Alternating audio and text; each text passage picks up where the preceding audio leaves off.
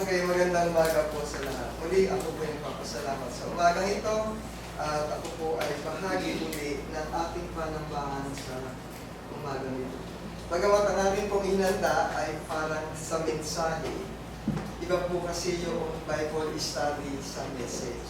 At yan po ay nais mong ibigay sa ating pag-aaral siguro sa susunod na lang para sa gayon po ay maibsan natin yung ating kalituhan.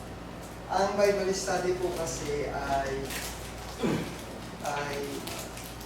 pagsasaliksik ng mga salita ng Diyos sa simpleng kaparaan na po ay bawat mensahe po ay pinapaliwanag.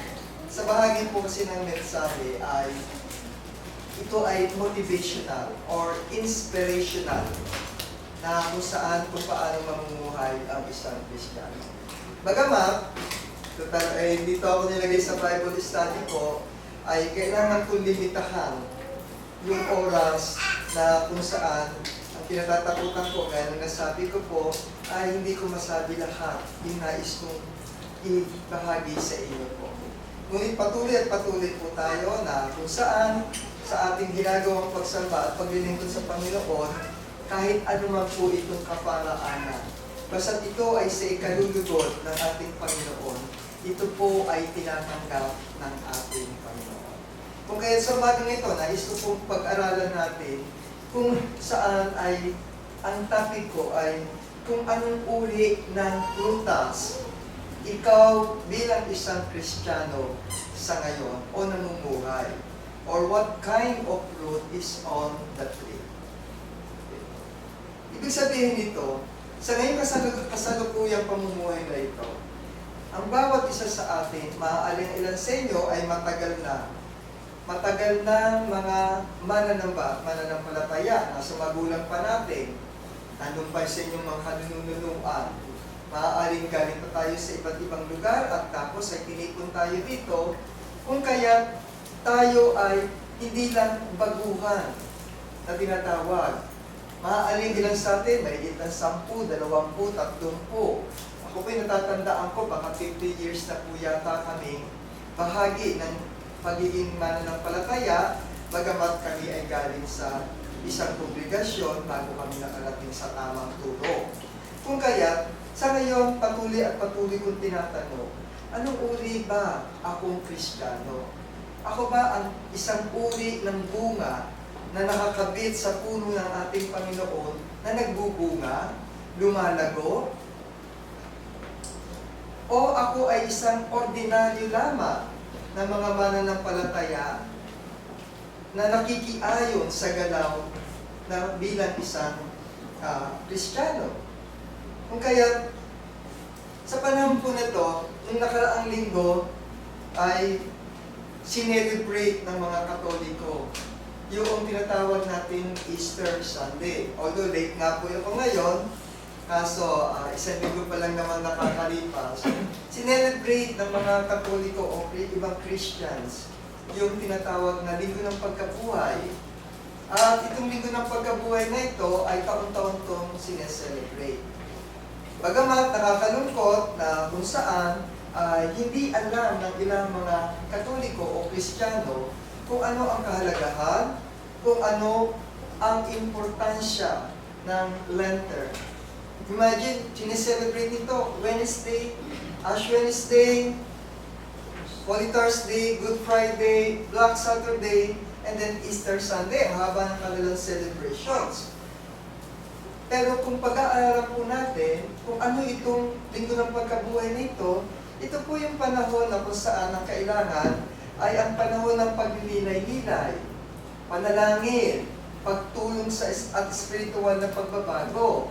Ito yung panahon na kung saan ay dapat nating tanungin ang ating mga sarili. Sino ako? Ano ako noong nakaraan? At ano ako sa kasalukuyan? Ako ba yung lumago? Ako ba ay nagbunga? O kaya kailangan sa panahon na ito ay suriin natin yung ating mga asal. Pero ang nangyayari po sa ngayon ay iba ang mga paraan ng pag-alala sa tinatawag nating Lenten holiday or season na ito. Hindi lang po sa Pilipinas nangyayari, pati na rin po kahit sa ibang dako ng mundo. Na kung saan, ang mga Katoliko o yung ibang mga Kristiyano ay hindi tinitignan ang tunay na essence, upang makita niya ang kanyang sariling bilang isang Kristiyano. Dahil ang nangyayari, instead na gunitain yung tinatawag na kahalagahan o na upang magpasalamat tayo sa sakripisyo ng ating Panginoon, ay iba ang mga kaparaanan.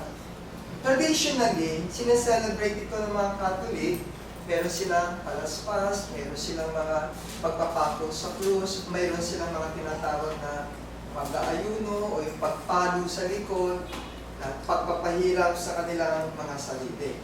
Pero, ang nakakalungkot, ito ay mga gawain ng sanlibutan, makamundong aktibita, makamundong activities na tinatawag.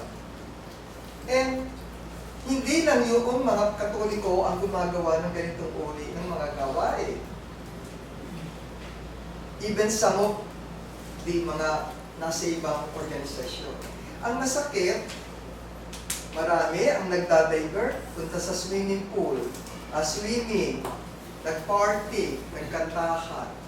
So, those services that instead na kung saan ay mag-reflect yung tinatawag na ating pagninilay-nilay, kung reflection of our spiritual behavior ay hindi na-serve ang tunay na purpose na tinatawag natin na Lenten season.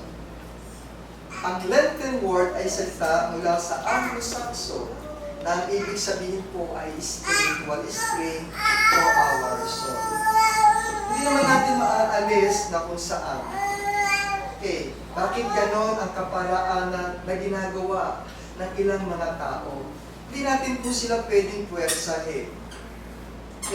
Dahil may mga dahilan kung bakit iba't iba ang paraan na ginagawa ng mga tao sa pag-alala ng kahalagahan ng Lenten season o yung ating tinatawag na pag-alala sa kamatayan ng ating Panginoon.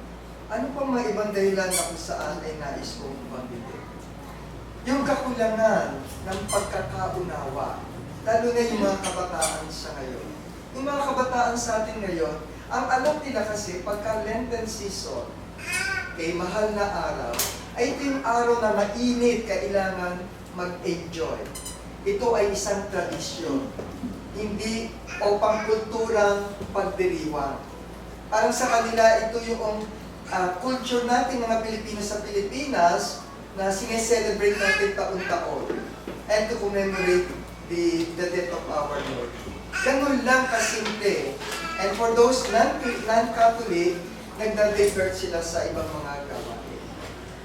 So, yun ang masakit. Hindi na ituturo, sa lalo na sa mga bagong henerasyon, yung tunay na essence.